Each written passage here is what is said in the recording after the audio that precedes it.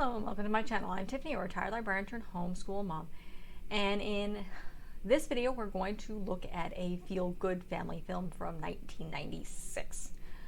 Because I grew up in the 90s, and family films are they're good to put in when you're a homeschool parent, when you kind of want to take a day off. You're exhausted, they're exhausted, and sometimes it's just good to sit down and watch something together that's not about learning, not really, and is just kind of fun. And this film actually fits the bill for that, even for your older kids. So this is Fly Away Home. This came out in 1996, as evidenced by the fact that Anna Paquin is very, very young. She's only about 12, 13 in this film, and Jeff Daniels. What's frightening is when I was researching this, apparently some years later, obviously when Anna Paquin was an adult, in a completely different film, they have a sex scene together. And they play a father and daughter in this film. It was slightly awkward for both of them, but as are most sex scenes, I think, in films. But back to this film. This is a PG film, so there's a few interesting things. But the basis of this story is Anna Paquin's character has grown up mostly with her mother in New Zealand. And at the beginning of the film, they're in a car accident. One moment she's happily talking to her mom, and the next minute she's waking up in a hospital with her dad at her side, and she's like, "Where's mom?" It's like, oh damn, yeah, her mom dies. And her father takes her back to Ontario, Canada, which is where she was born, where she's from originally. And he's been alone with his girlfriend for many, many years. Again, they don't have the biggest relationships because, again, he lives in Ontario, Canada. She's been in New Zealand, very, very far away. And this is 1996, so he may have talked to her on the phone frequently, but that would be about it. And I don't think he saw her much. So they haven't really seen each other much in 12, 13 years. So they have to build a relationship. So that's the basis of this film. So what happens is one morning she wakes up, and this is probably one of you don't see much, but you see Jeff Daniels running naked through the yard. He lives out on a kind of a farm. He has a big barn. He's an artist and a sculptor. And they're starting to build in an empty wilderness area near his barn.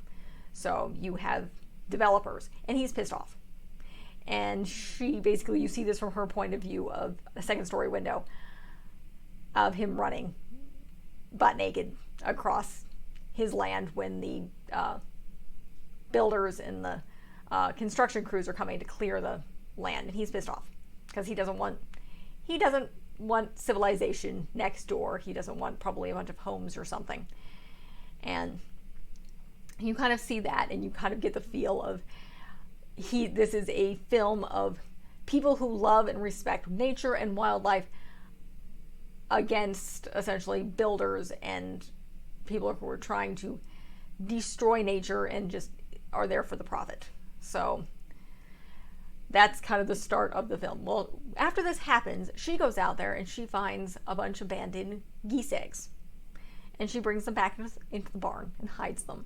And she gets a heating lamp. And I think it's an old dresser. And that she finds in the barn. And she incubates these eggs. And they hatch. And they become, you get a bunch of baby geese. And her father gets curious. Like, his daughter keeps sneaking into the barn. What is she doing? And one night they can't find her, and they go out and try to find her, and he finds her fast asleep on the hay in the barn, pretty much covered in a bunch of baby geese. So it's like, okay, my daughter's not doing something strange, except for apparently hatching a giant flock of geese.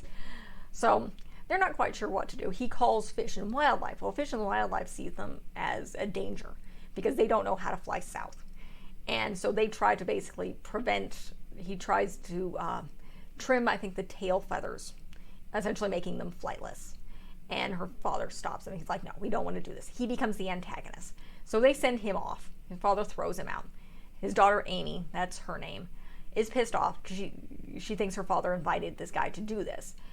And his girlfriend has to convince her. It's like, no, your father didn't know this was going to happen. He's thrown him out. We will figure this out. And so he calls his friend. His brother David is also staying with them. And he also calls a friend who knows They know about birds, and I think actually her. And he pretty much says, okay, you have to. Their parents normally teach them how to fly south. It's like, so what can we do? So, what on earth is the name of her father? And for some reason, it's not coming up. What on earth is it? And there we go. Yeah, she's 13. Thomas. That's it. Thomas Allen is his name, and her name is Amy. He's talked to his friend, and they're looking out the window at her and following, seeing the geese follow her on this ATV. And he's like, can I get them to follow the plane? Because he has this ultralight, little light aircraft. And he's like, maybe. Might be able to get them to fly the plane. So what he does is he had years ago rebuilt a exact copy of the lunar lander. So he's had this sitting in his barn for years. So he sells it in order to buy another ultralight. That looks, basically covers the wings, look like a goose. And he teaches his 13-year-old daughter, Amy, to fly this thing. And they decide to train the geese to follow the plane so they can fly them south. And they know of, his friend finds a place, basically an undeveloped area, that if they get there by a specific date, the developers can't develop it because there's wildlife there now and it becomes a protected area. So, here we go. This is reflecting here. Okay, I'm gonna put the video down. You guys know what I'm talking about at this point. So they make a plan. It's like specific dates so they can get where they need to be and on time, where they can basically get these geese to have a place to spend the winter, because they obviously can't spend it in freezing cold Ontario. And that's what geese do. They fly south for the winter. So what they do end up doing is, so they make this plan. However, the Fish and Wildlife people aren't happy about this. They don't want these geese flying. They don't want this guy involved. So they're really, really pissed off. So what they ended up doing is, when the family is out one night at a school function, I believe, they come in and they confiscate the geese. But they find them where the heck they are. They can't find the geese. They find them where they've been taken and figure out a way, make a plan to free the geese. So the uncle and then the uncle essentially and his friend form a distraction. They distract the guy who's there.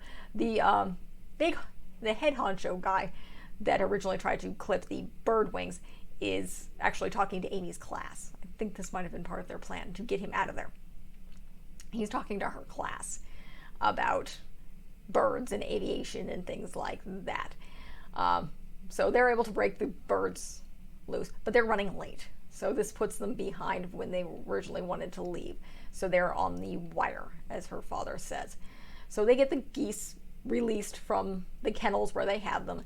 And just as Amy and her father fly overhead, so the geese take off, they know what they're doing. They fly and follow the ultralights.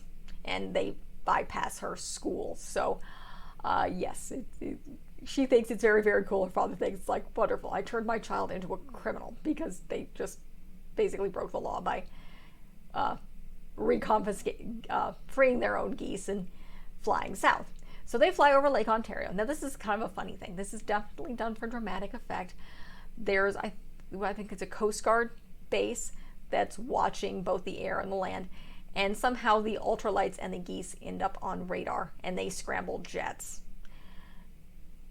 And no, they turn out, it's like, it's a bunch of small planes and a flock of geese.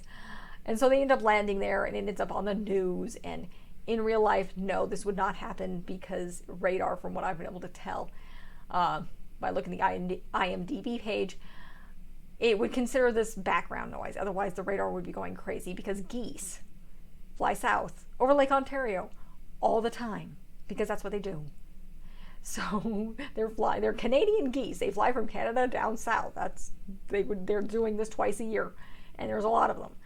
So it would not actually happen, but this is how their story ends up on the news. And they fly, and it's a bonding time At one point in time, there's a scene where they're staying in this upstairs room of this woman, and she talks to her father about, it's like, why didn't you come to see me in New Zealand? And he's like, New Zealand's very far away. She's like, that's a crappy answer. It's like, yeah, it is. And talked about why on earth her parents got divorced, and he doesn't really have an answer. He's like, it's hard. And he's like, what did your mom tell you? And her mom says, apparently told her, like, they were both artists, and artists can be difficult, I believe is the terminology her mother had used, and it just kind of didn't work. So he's like, she wasn't blaming anybody. So, and then at one point in time, they're flying, her father gets injured. So they have the last leg of the journey. So he has to land. She lands with him. He's okay. He kind of crash lands. He's hurt himself. But he has to convince her, you have to finish this. You have to go on your own and do this. And have confidence in yourself, trust the birds, and fly. And so she does. And she does get help. She sees a couple, they have a scene where she's flying through the city. And I can't remember which one it is. They must be somewhere in like North or South Carolina. I'm guessing it's North Carolina. And in fact, I'm going to double check here where on earth they end up landing, because I know it's one of the Carolinas, I believe. Yeah, it's North Carolina. And so must be one of their major cities. I'm not familiar with North Carolina all that well. And these two women see her, and like she's going the wrong direction. Like, no, you need to go this way. Go this way, because it's been all over the news. So they know what this kid is doing. And meantime, at this wildlife area, you have a bunch of protesters and the developers going head to head, because this is the last day. The Geese gets there that day. The developers can't do anything. The land's protected. So the people are there. They know these birds are coming. They're trying to protect the land. They're trying to keep these guys and their giant tractors and bulldozers away. And so then Thomas shows up, and his girlfriend is there, his cousin's there. And they're like, where's Amy? He's like, she's coming. And so I think the girlfriend yells at the developers, like, you need to shut this damn thing off, because they're listening for her. And you have the dramatic ending where she shows up just in time. The geese land on the lake, and the developers are like, crap, we have to leave, because all of a sudden there are geese here. So, and that's the end. And there's just the big happy ending where you have everybody hugging each other and the geese are fine. And then it kind of goes back to the following kind of spring, and you over the credits, and basically it says that all the geese return to the Aldens, which is the last name of the girl, Amy, and her father, their front porch the following spring, including they did have an injured goose who had been injured previously, I think, when the geese got hurt when they were doing practice, and he basically flew with Amy the entire time. So everybody was able to, I think it was all 17 geese, return to the front porch at the end. So that's the basis of this movie. It's not, I don't think it's too long. It's like an hour and a half, I believe. Give or take, standard family film. It's fun. I mean, it's a nature feel-good family film with father-daughter bonding and geese. And it's funny. You see that typical father-daughter teen parent kind of relationship, particularly when they don't have a relationship, not because of distance. You can't really blame her father not going to see her all that often, because Canada, New Zealand, it really is a very, very long way. So, but again, it's a feel-good, fun family film. And it's something good to put on that you can watch. You can talk, even as an education thing, you can talk about bird migrations, because while these events are very, very fictional, someone actually did do this. They actually took Canadian geese, baby Canadian geese, imprinted on them, because they're trying to rescue things which again are being destroyed by development. It happens, or parents get killed, and show them the way south, so they can continue to be wild. So a man did in fact do this. I don't know if they're continuously doing this, but it was a way to help migratory birds go back into the wild. And previously, I believe the kidnapping scene has an unhappy ending in a different sense. They tried to do this with swans at one point in time.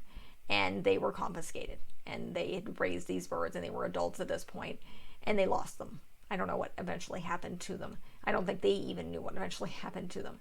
So that was kind of based off not necessarily true events, but stuff that actually happened. So this is why not based on a true story is plausible. Someone did do this. They took an ultralight aircraft and taught a flock of geese to fly south. They led them south for the winter. So it is a plausible idea. So it's even if you are as a feel-good film, it does fit into if you're talking about geese and migratory birds and protecting land management and protecting the wildlife refuges. So it does have that, yes, it's very 1990s, we're protecting nature thing. Mind you, that's still a positive message. We don't want to destroy our swamplands and our wildlife areas because they serve a purpose, and we like geese. Well, mostly. I like geese from a distance. Geese are creepy. They're very, very dangerous. They are wild animals. I do not recommend getting anywhere near geese. They can be very, very temperamental and bite. But again, this is a great film. Again, here's the little film. Here's the back of it here. You see the little ultralight aircraft here. And I believe that's That's Amy up in the goose plane. So it's a fun family film. Teenagers, they may roll their eyes at it, but again, it's a feel-good family film to watch for everybody. The filmmakers did specifically want this to be PG rather than to have a G rating because they think it would, essentially nobody would come see it. So they added a deleted scene where I think Jeff Daniels swears. Which, I mean, they add one scene where a cranky man swears. He's dealing with his teenage daughter and trying to get geese to fly south for the winter. It's a fun film. It's one of my favorites. The acting's fantastic. It's Anna Paquin, it's Jeff Daniels, and I'm going to do a quick check to see who plays the rest of the crew here. The girlfriend is played by Dana Delaney, and then, let's see, her uncle is played by a guy by the name of Terry Kinney. So, and then let's see. Let's see. Who else is in here? A couple other interesting people. I don't really know any of the other actors. So, but the other thing is the stunt double for Jeff Daniels flying the actual plane is the guy who actually did this. So he was part of the filming of this. Because again, it's not a way to, and I think in this copy, and it might be in the copy that I post as well, there's an extra thing where you kind of see a documentary of what actually happens. So of how they actually accomplished this type of thing, where they show these birds the way south. So it's a good film. If you're looking for something fun to watch just as a family film, or if as a homeschooler you're studying birds and migration patterns and geese flying north and south and how they do that, as well as how certain particularly migratory birds imprint on pretty much the first thing they see. So that is something that, again, this is realistic, this does happen, but they take that type of actual facts and bird science and combine it with a feel-good family film about a father and daughter bonding. So that's what this is. It's cute, it's fun, it's entertaining, something enjoyable to watch. There's not really any negativity in it. There is some, obviously, drama. You do get your heart racing when particularly Amy's flying alone, when the birds are taken away, and when you're anxious for her to land and protect with these geese. So it's fun. I enjoyed it. It's one of my favorite feel-good movies. It's from the 90s. It's a good film overall. So if you're interested in that kind of thing, if you're homeschooling, doing some aviation, particularly if I believe the DVD copies have that background and that documentary, you can add that to your watch list as well to learn a little bit more about how this type of thing actually happens. Again, the whole Air Force thing is, I think it's Coast Guard, is unrealistic. which makes sense. Geese fly over Lake Ontario all the time because, again, geese and legs and flying south. So that's it for this review. So this was, again, Fly Away Home, 1996 family film with Jeff Daniels and Anna Paquin when she's still relatively young. So if you like this review, like and subscribe. I have a whole bunch of other children's book reviews, family films, various other film reviews, and a variety of a mixture of homeschooling videos, some kids travel videos, and that is traveling with children type videos. We will occasionally travel with our child. As of this video, this is being filmed in June. My daughter is just about 2 years old. So if you like this, again, like and subscribe. I have a bunch more stuff. This month I'm covering Harry Potter from September through October. I'm doing a whole bunch of Halloween stuff. In October, I'm literally doing like 5 videos a week from October. This month I'm also covering Tamora Pierce's Circle of Magic Quartet. I will finish that off with her Circle Opens in November, as well as doing some Native American stuff. A bunch of fun Christmas stuff planned for December, and a whole bunch of other more children's stuff, homeschooling stuff, travel stuff, videos planned as things progress. So again, if you like what you see, like and subscribe. Thank you.